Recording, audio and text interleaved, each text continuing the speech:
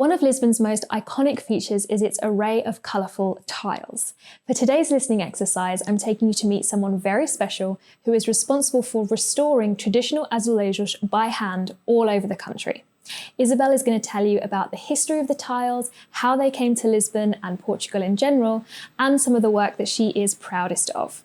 Subtitles are going to be in both English and Portuguese, so you can use the settings to choose which you prefer, or you could really test yourself and have no subtitles at all. If you're excited for this episode today, hit that like button now and let's go meet Isabel. Sou Isabel Colher, eu sou ceramista aqui nesta oficina em Lisboa, em Marvila.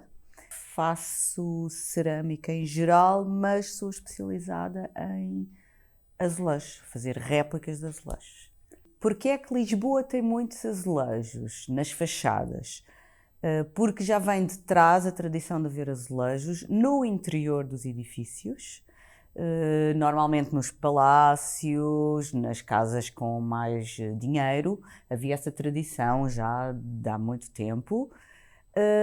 Entretanto, depois do terremoto de Lisboa, com a reconstrução da cidade, foi necessário utilizar materiais baratos e rápidos de produzir. Entraram os azulejos nos interiores, também para casas regulares, já não precisava de ser casas de pessoas mais ricas. E depois, com a vinda de muitos imigrantes do Brasil que voltaram para Portugal, onde havia a tradição de porem azulejos no exterior, começou-se a adotar a técnica de pôr azulejos no exterior dos edifícios e aí era fácil de produzir, apareceram as primeiras fábricas de azulejos que produziam em série. E a partir daí os azulejos de fachada eram rápidos, eram bonitos, eram fáceis de manutenção, fáceis de limpar e davam esse colorido às ruas e ficou essa tradição. Então, neste momento, e ainda um pouco na sequência da questão anterior, as fachadas dos edifícios, estou a fazer réplicas, estou a pintar réplicas de azulejos, na verdade, deste azulejo super complicado de fazer, que está numa fachada de um edifício aqui em Lisboa e, na verdade, até é um azulejo que era produzido, pronto, que este azulejo já tem 100 anos, este não, que já foi feito por mim, era produzido no Porto, numa fábrica do Porto. Este padrão é muito comum no Porto, mas há algumas fachadas em Lisboa com este padrão.